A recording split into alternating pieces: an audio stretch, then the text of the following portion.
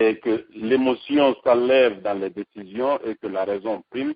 Et je crois qu'il a tout le temps devant lui. Et un jour, effectivement, il jouera un rôle important sur le terrain politique guinéen. J'ai toujours confiance à l'avenir de ce jeune politicien et je crois que beaucoup de jeunes doivent s'inspirer de son exemple.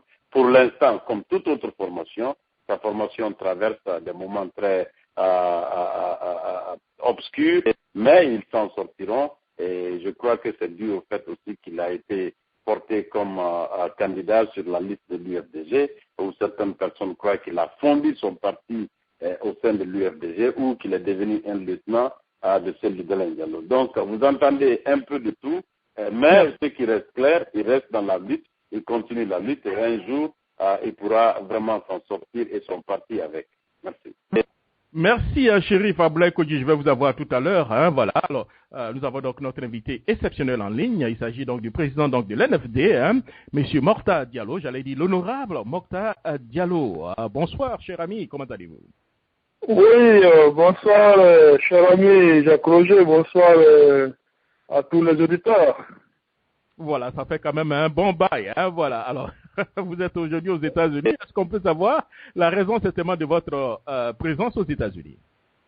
Oui, fondamentalement, c'est une mission. Je suis en mission du parti NFD Nouvelle Force Démocratique avec l'un des vice-présidents, M. Lama Bangoura, le chargé de l'organisation du parti, M. Diallo Afaoumar.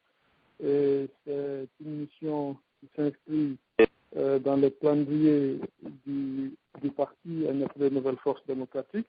Ce n'est pas la première mission. Nous étions aussi venus à l'époque avec M. Etienne Soropogui et Mme Silla Keita. Et d'autres missions vont suivre non seulement en Amérique, en Europe, en Asie, en Afrique, mais aussi à l'intérieur du pays. Et ça entre dans le cadre de l'organisation. Allô, monsieur Diallo, oui, vous m'entendez? Oui, ça va bien, oui, ça va. Voilà, donc je disais que nous rencontrons aussi des personnalités politiques américaines. Et donc, c'est une mission de travail, une mission officielle de l'NFD qui m'amène ici aux États-Unis d'Amérique. Mais à ce niveau, est-ce qu'il n'y a pas une petite confusion? Je vais vous permettre donc d'éclairer un peu nos auditeurs. Vous êtes en mission au nom de l'NFD, vous êtes député donc de l'UFDG. Alors, certaines personnes disent que l'NFD n'existe pratiquement plus. Alors, nous allons vous permettre en tant que président d'éclairer, d'élever pratiquement tout équivoque. Écoutez, M. Jacques, je ne suis pas un député de l'UFDG ou de l'NFD ou de notre parti. La loi guinéenne est très claire. L'article 129 du Code électoral dit que chaque député représente toute la nation. Et donc, je suis un député du peuple et je suis en mission du parti NFD dont je suis le président. Et je suis un député, certes, qui a été élu sur la liste nationale de l'UFDG, ce qui est une réalité, mais sur la base d'une alliance électorale entre l'UFDG, NFD, UFC et d'autres partis politiques. Et donc, mes actions au niveau du Parlement vont s'inscrire dans le cadre du groupe parlementaire les libéraux démocrates présidé par l'UFDG. Alors, pourquoi vous avez décidé donc, de vous apparenter certainement donc, à l'UFDG pour être élu donc, député de la Guinée? Est-ce que votre parti, bien vous-même, vous n'avez pas cette capacité d'avoir suffisamment de voix pour avoir un député pour votre parti? Qu'est-ce qui vous a poussé à signer un deal, vous apparenter, j'allais dire, à l'UFDG? Je puis vous rassurer, M. Jacques Roger, que NFD seul pouvait aller aux élections. Nous avions eu des gens qui étaient prêts à financer la participation de NFD aux élections. Et je puis vous assurer que si nous étions candidats, nous aurions eu plusieurs députés. Et la question ne se pose pas là. nous avons une vision et nous avons fait une option au niveau de l'NFD d'aller vers l'unité, d'aller aux élections en rang serré. Nous avons prêché l'union au niveau de l'opposition de républicaine et nous avions même souhaité qu'il y ait un seul candidat de l'opposition dans toutes les 38 circonscriptions électorales en Guinée. Nous avons souhaité que toute l'opposition fasse une seule liste. Cela pour maximiser nos chances de remporter les élections face au RPG Arc-en-Ciel, pour nous qui constitue le chef adversaire. Et donc nous ne pouvons pas dire une chose et agir contrairement à notre message. C'est pour cela que dès le début, nous avons opté pour cette unité, de liste. Et donc, comprenez que pour nous, ce qui est plus important aujourd'hui, ce n'est pas NFD, mais c'est toute l'opposition qui gagne, qui remporte les élections contre un régime qui fait reculer la Guinée depuis 3 ans et pour l'intérêt de toute la Guinée. Donc c'est une question d'option et une question de vision. C'est pour cela que NFD a décidé d'aller en alliance. Et dans le cadre des discussions pour cette alliance électorale, nous avons accepté d'être sur la liste nationale, appelée liste nationale de l'IFDG. Pourquoi? Parce que la loi guinéenne dit que c'est un parti politique qui doit présenter une liste. Et donc, une candidature doit être portée au nom d'un parti politique. C'est ça qu'on doit accepter. Parce que pour nous, l'enjeu n'est pas de dire que nous sommes élus sur une liste NFD, sur une liste UFDG, sur une liste UFR et sur notre liste. L'important, c'est d'aller en rang serré et d'aller à l'Assemblée nationale défendre les intérêts du peuple, participer à élaborer de bonnes lois pour le pays et contrôler l'action du gouvernement. Pour nous, ce qui est important, et non de dire NFD ou UFDG. Ce qui est important, c'est la vision unitaire que nous avons pour l'intérêt de la Guinée. Et je ne pense pas qu'on veuille quand même nous condamner pour n'être pas égoïste. Alors, vous parlez de condamnation. Pour le moment, ce n'est pas donc les Guinéens qui vous condamnent, mais ce sont donc les membres de vos partis, j'allais dire des dirigeants même de votre parti qui vous condamnent. Vous avez parlé donc de vision et d'option. Alors, ces membres donc de vos partis disent que c'est plutôt la vision de Moctar Diallo qui a primé et non la vision donc de l'NFD. Ce qui veut dire que vous n'avez pas communiqué donc avec non seulement les membres de votre parti, mais les dirigeants aussi de votre parti. Non, ce n'est pas vrai, c'est Jacques-Roger, mais je ne peux pas interdire aux gens aussi de raconter tout ce qu'ils veulent. Vous savez, le président Jacques Chirac disait que la démocratie, c'est aussi le droit institutionnel de dire des bêtises. Bon, moi, je ne dirais pas ça, mais je dirais de dire tout ce qu'on veut. OK? Écoutez, il est établi, et personne ne peut prouver le contraire, que la décision d'aller en alliance avec l'UFDG a été une décision prise en assemblée générale du parti NFD Nouvelle Force Démocratique. Et personne ne peut prouver le contraire. Et donc, c'est sur la base de la décision de l'Assemblée générale qui est au-dessus même du bureau exécutif national, qui est au-dessus de Moctar Diallo. Donc, c'est sur cette base que nous sommes allés en alliance avec l'UFDG. Et même les deux personnes devant représenter NFD, quand même il s'est agi de choisir 2 personnes pour représenter NFD sur la liste nationale de l'UFDG, tous les responsables, j'insiste sur le mot, tous les responsables de NFD, non seulement ceux qui sont en Guinée, et ceux qui sont à l'étranger, tous ont été consultés. Est-ce que nous devons accepter 2 places, oui ou non? Et donc, c'est une décision de l'écrasante majorité des responsables du bureau national, des structures de base du parti, qui ont donc décidé d'accepter les deux places. Et même les deux personnes aussi. Je veux dire, Mme Saran Touré et Mokhtar Diallo, les deux personnes qui ont été désignées pour représenter NFD dans le cadre de l'Alliance, ont été désignées de façon inclusive, démocratique et transparente. Tout se fait de façon transparente. Et si vous voulez des références, contactez l'administration du parti. Ils vont même vous donner, ils vont faire une lecture des procès verbaux qui ont sanctionné ces décisions lors des réunions dûment tenues de NFD. Alors, comment expliquez-vous alors, Monsieur Diallo, cette vase, j'allais dire, des démissions des personnalités de votre parti, non des moindres. Nous sommes partis donc de Mokhtar Sall depuis Paris, nous sommes arrivés à Malal Diallo, qui est aussi important au niveau des États-Unis.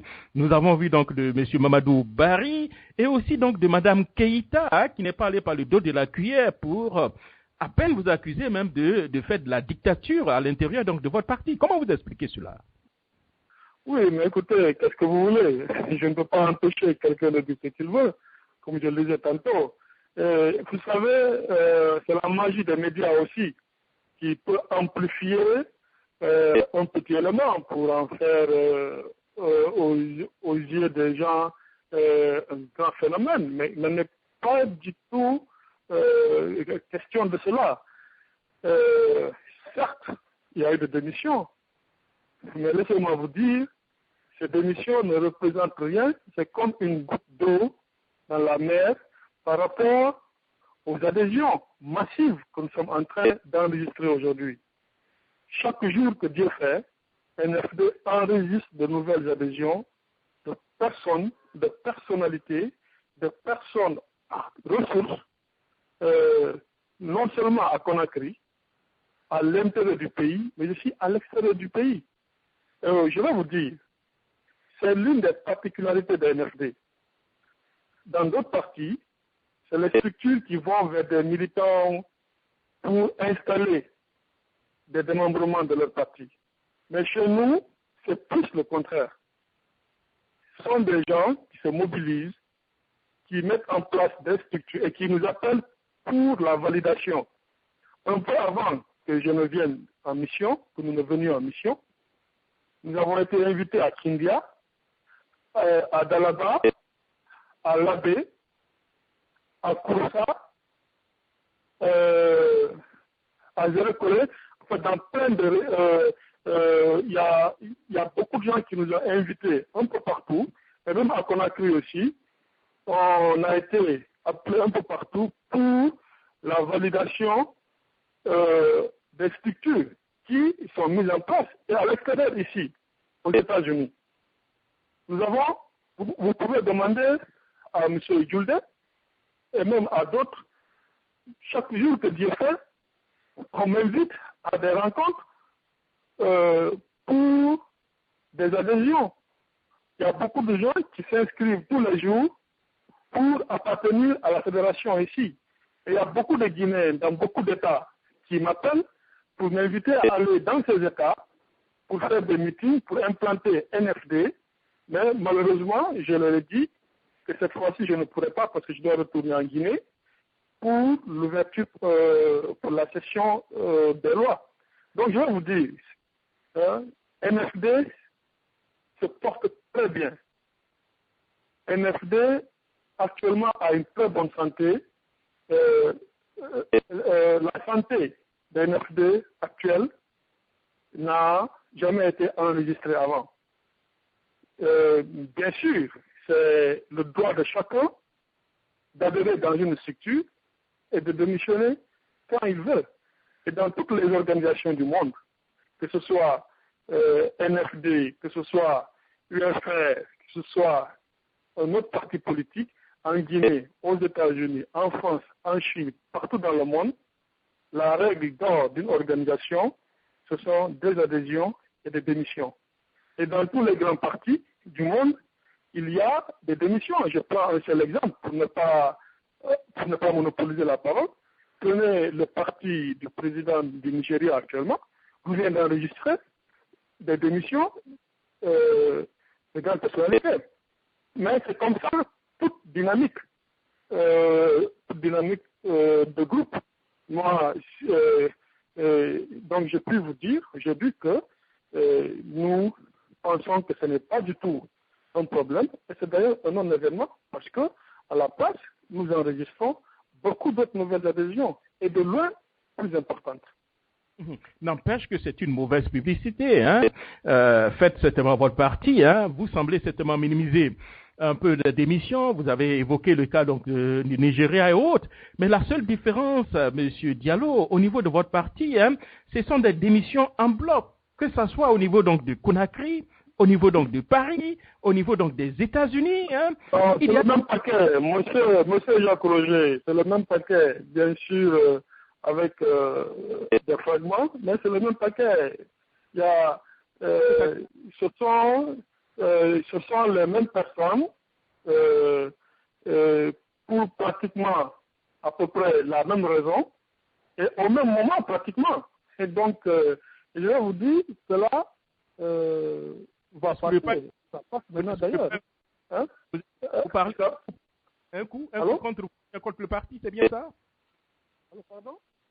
Vous pensez qu'il y a un coup contre vous, bien contre le parti, par ces personnes? C'est ce que vous voulez dire? Oui, mais en tous les cas, nous, ça ne nous ébranle pas. Ça fait partie, encore une fois, de la vue des groupes. Moi, j'ai commencé à militer depuis que j'avais l'âge de 15 ans. Donc, ça ne m'ébranle nullement pas. C'est d'ailleurs pour moi un stimulant positif. Hein? C'est pour moi, si vous voulez, une chose naturelle, et donc il n'y a aucun problème. Moi, je fais face à beaucoup d'adversités, j'ai beaucoup d'ennemis, et je sais que il y a beaucoup de tractations, beaucoup de manœuvres, beaucoup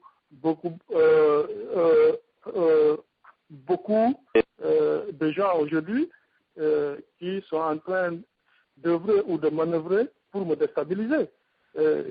Ça, je le sais, mais ce n'est pas pour autant, n'est-ce pas, que je vais crier hein, ou que j'ai pensé qu'il y a un problème. Moi, je considère que c'est tout à fait normal quand on est dans les dynamiques de groupe, quand on est dans les enjeux de pouvoir, on est confronté à des adversités, à la fois externes et internes. Et quelquefois, les adversités externes, n'est-ce pas, se ramifient ou prennent une autre forme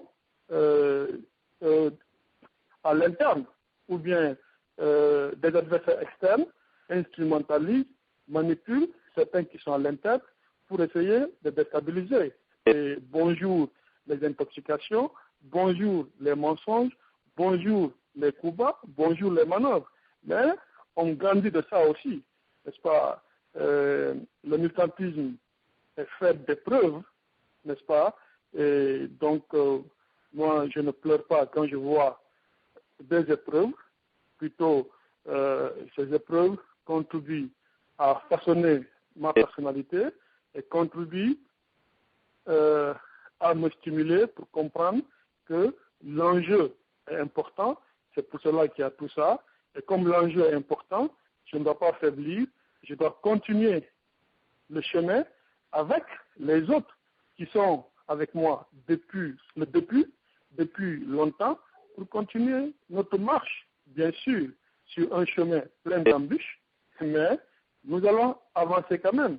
Et vous savez, M. Jacques Roger, il n'y a pas une organisation dans le monde où ceux qui commencent la dynamique, où tous ceux qui commencent la dynamique continuent jusqu'au bout. Il n'y a pas cette organisation. Même le prophète Mohammed, qui était un grand manager, un grand leader, un homme d'État confirmé, n'est pas allé au bout de son chemin, au bout de son parcours, avec tous ceux avec qui il a commencé. C'est impossible. Et aucun homme sur Terre n'a l'unanimité Nelson Mandela a été contesté. Tous les grands leaders de ce monde sont contestés.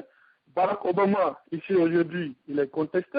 On le traite de tous les mots d'Israël. Que voulez-vous? Pensez-vous que Mokhtar Diallo aura la prétention de dire qu'il ne sera pas contesté, qu'il n'aura pas des adversaires, qu'il ne subira pas la jalousie, la méchanceté des uns et des autres? Absolument pas. Et donc, je suis serein, et tous ceux qui sont avec moi sont sereins.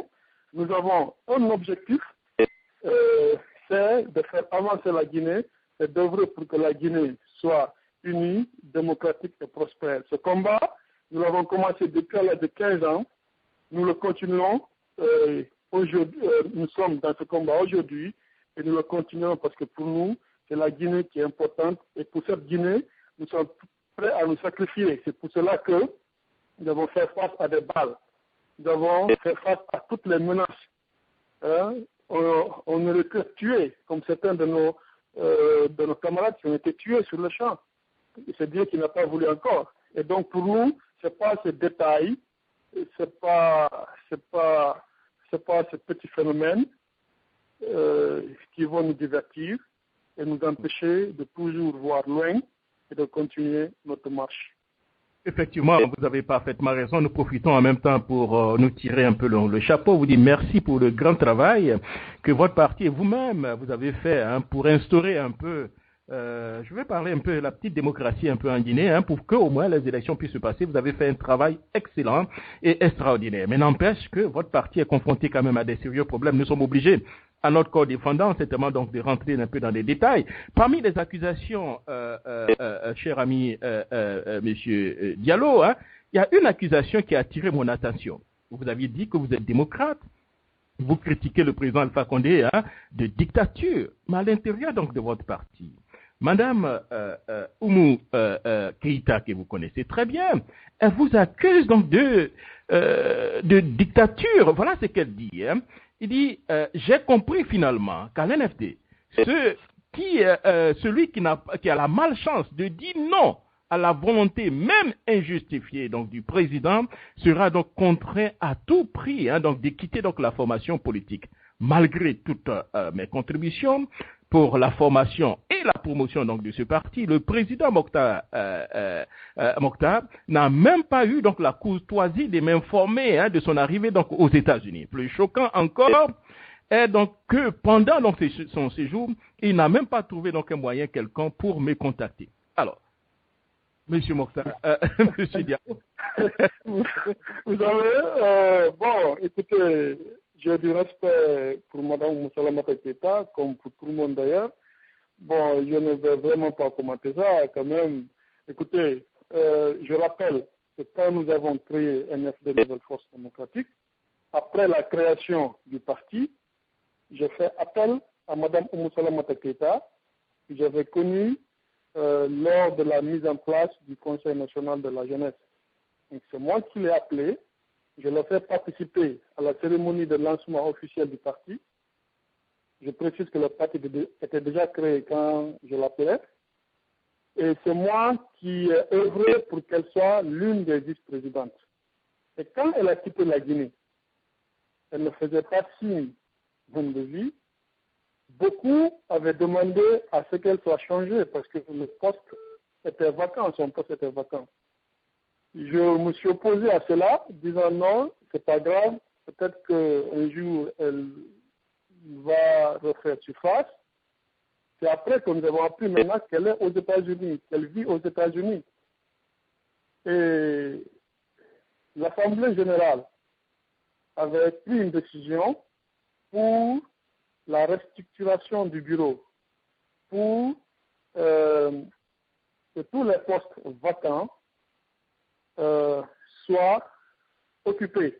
Ce n'était pas seulement le cas de Mme Moussalamata Keïta. Il y a d'autres responsables qui avaient voyagé et d'autres aussi avaient occupé des responsabilités qui ne permettaient plus d'être visibles politiquement.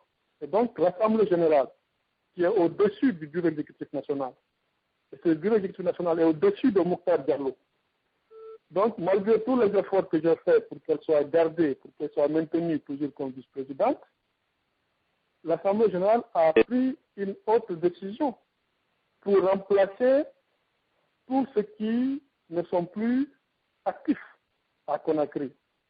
Et comme NFD est une institution qui fonctionne sur la base des règles et des principes contenus dans le statut, et l'Assemblée générale est au-dessus du bureau exécutif, et celui-ci est au-dessus de Mokhtar Diallo, je ne pouvais rien. Et donc, cette Assemblée générale a pris cette décision qui ne concernait pas que Mme Moussalamata Keïta. Et cette décision, c'était dans l'intérêt du parti NFD. Et donc, moi, je ne comprends pas que Mme Moussalamata s'offusque pour autant, d'autant que nous devons oublier nos personnes pour voir l'institution. Ce n'est pas une question de personne. Moi, je ne peux pas m'inscrire en ça. Et quand je rappelle donc que c'est moi qui l'ai amené au NFD, c'est moi qui l'ai positionné comme vice-présidente. Et j'avais défendu pour qu'elle soit maintenue. Mais je suis un démocrate et je suis obligé de subir la décision de l'Assemblée générale. Quand elle dit que je ne l'ai pas informé avant de venir aux États-Unis, mais écoutez, je ne peux pas quand même prendre mon téléphone et appeler tous les membres de NFD pour leur dire que je viens aux États-Unis. Quand même, soyons sérieux là. Mais officiellement, le bureau, la fédération de NFD a été informée de l'arrivée d'une délégation de NFD aux États-Unis. Et quand moi je suis arrivé, j'ai demandé à M. Diaka Baldé, vous pouvez lui demander, d'appeler Mme Moussalamata Keïta pour moi. Parce que je n'ai pas son numéro. Ce dernier l'a appelé et j'ai conversé normalement avec elle. Et en conclusion, je lui ai dit que quand elle sera disponible, de me faire signe pour qu'on se voit, pour qu'on échange. Elle ne m'a jamais appelé. Mais qu'est-ce que vous voulez? Donc si aujourd'hui on dit que je suis dictateur, écoute, chacun se dit ce qu'il veut. Mais je veux vous dire ceci. Le NFD est un parti démocratique. Il y a une démocratie interne. Les décisions sont prises en assemblée générale qui réunit les membres de NFD. Tous les samedis, il y a une AG qui se tient au siège. Elle est inclusive, elle est participative, elle est transparente. C'est cette assemblée générale qui prend les grandes décisions au niveau de NFD. Et pour vous donner un seul exemple, je ne connais pas un autre parti en Guinée qui a fait comme NFD dans le cadre de la démocratie et de la transparence. Monsieur Etienne Soropogui, quand on le désignait pour représenter NFD à la CENI, c'est une élection qui avait été faite au niveau de NFD. Et donc, c'est pour vous dire que NFD, c'est la démocratie, NFD, c'est la transparence. Et toutes les décisions majeures sont prises par l'Assemblée générale qui réunit l'ensemble des représentants, l'ensemble des membres du parti NFD. Ça, c'est une réalité qui est irréfutable. Mais je ne peux pas empêcher à Mme Moussalamata Keïta de dire tout ce qu'elle veut savoir sur la démocratie.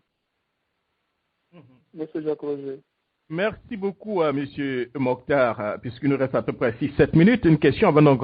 Alors, je préviens à nos amis auditeurs, vous êtes nombreux en ligne. M. Diallo sera seulement avec nous seulement pendant 30 minutes. Et après, il sera donc en conférence, en conférence synchronisée, avec 3 ou 4 radios.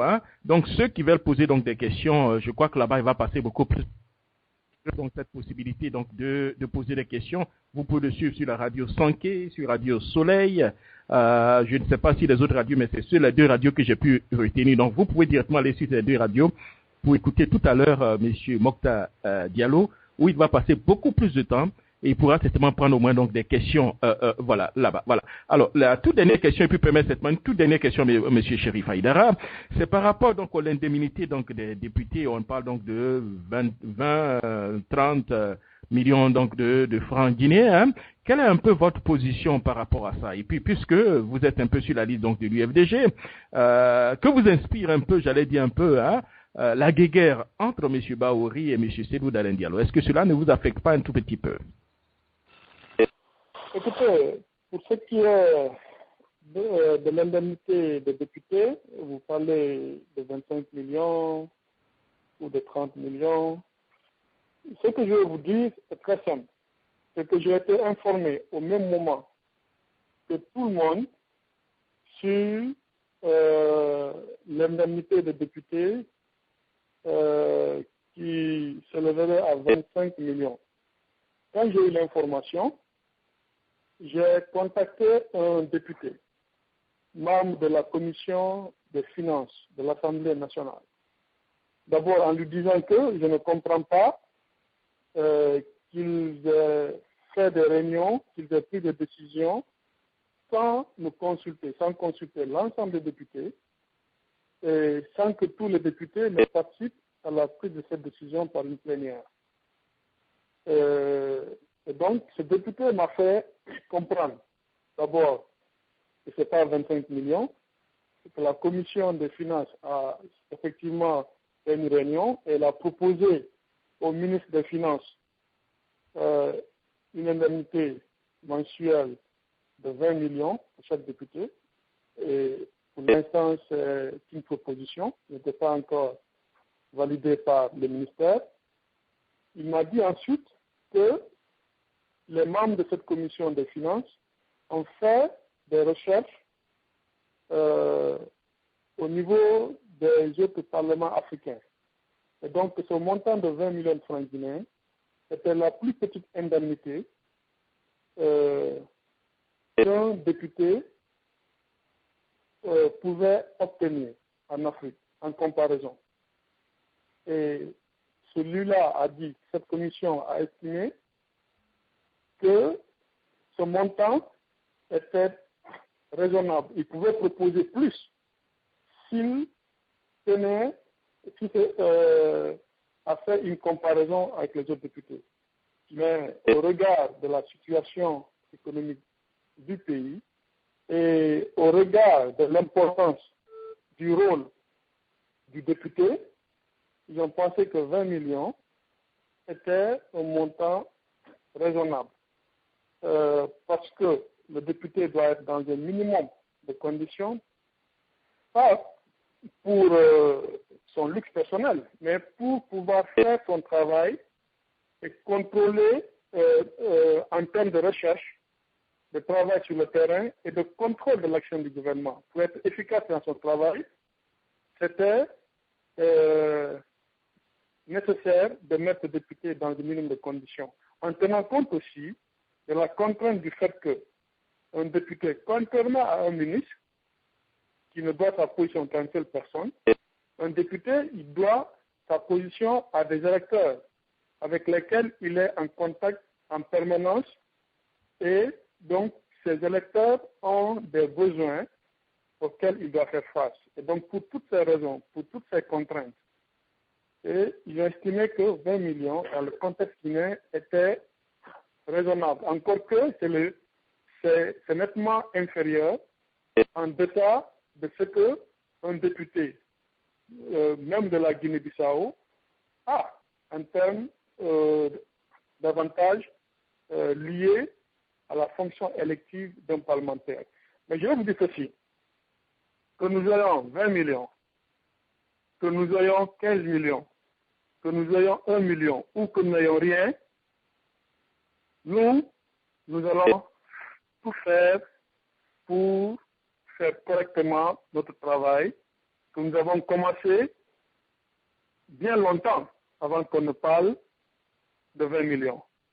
Ça ne détermine pas notre engagement, ça ne motive pas notre conviction, mais c'est juste un support pour que les députés puissent faire le travail. Et pour nous, ce n'est pas important, même si nous n'avons rien, mais nous continuons, Inch'Allah, le travail pour la Guinée. Maintenant, pour ce qui est de, comme vous parlez, je reprends vos termes, je crois que vous avez utilisé la guerre entre Cellou Dalein Diallo et M. Bahouri. c'est aujourd'hui une préoccupation pour nous tous. Je souhaite bien entendu que Ella Seldalen Diallo, président de l'UFDG, et M. Baouri, vice-président, s'entendent pour que l'UFDG reste fort, pour que l'opposition reste forte et pour l'intérêt de la Guinée. Aujourd'hui, nous n'avons pas intérêt à ce qu'il y ait une division au niveau de l'UFDG, ni au niveau de l'opposition. Nous souhaitons le renforcement de l'UFDG, qui est le chef de file de l'opposition, et une forte unité de l'opposition, et même élargir le champ de l'unité de l'opposition pour mettre tous les atouts de notre côté pour une alternance politique en 2015, pour une alternance démocratique en 2015. Voilà ce que je voulais dire. Voilà. Merci, M. Diallo, avant de vous laisser partir. Alors, Chérif, hein, voilà, allez-y pour votre question pour l'honorable Mokhtar Diallo. Alors, Jacques. Oui, Chérif. Voilà, merci. Bonsoir à l'honorable Mokhtar Diallo. Et Jacques, je n'ai pas de question spécifique pour l'honorable. Je l'ai bien écouté. Il a parlé de tout ce qu'on dépasse quand vous êtes sur un chemin aussi long que dans la politique. Vous pouvez subir toutes sortes de tracasseries et de coups bas. Bon, tant mieux. Et je crois qu'il a bien compris ce qui se passe à ce niveau. Seulement l'encourager et lui dire que il est l'un des premiers jeunes Guinéens dans la politique et que son exemple soit vraiment un exemple à suivre par ceux qui l'observent aujourd'hui et au sein de l'Assemblée, qu'il fasse tout ce qu'il peut pour travailler, pas pour son parti, pas pour ses alliés, mais pour toute la Guinée et donner un exemple vraiment que les jeunes qui l'observent aujourd'hui pourraient suivre et plus tard, et pourquoi ne pas être leur mentor en politique. Donc, je lui souhaite bon vent et merci pour sa présence sur nos antennes, Jacques. Merci à vous. Voilà, merci beaucoup. Alors, M. Diallo, avant votre conclusion, comme je l'ai dit tout à l'heure, hein, vous pouvez donc suivre M. Diallo, Mokhtar Diallo, qui sera donc en débat. Hein, il passera beaucoup plus d'heures et il rentrera dans les détails. Vous aurez la possibilité donc de poser des questions. Pour l'information que nous avons, il sera donc sur la radio Soleil, sur la radio Sanké, et je ne sais pas si les autres radios sont concernées. Hein. Vous pouvez certainement appeler pour avoir beaucoup plus d'informations. Je crois que ça sera à 20h30, bien 21h, je pense très bien. Tout à l'heure, notre ami Jacques va confirmer, bien M. Diallo lui-même confirmera. Alors, M. Diallo, hein, pour votre mot de fin, avant certainement votre mot de fin, pour la candidature unique donc de l'opposition, est-ce que vous êtes favorable? Et puis en même temps, j'allais dire le dernier mot. Allez-y. Oui, écoutez, je remercie M. Chérif pour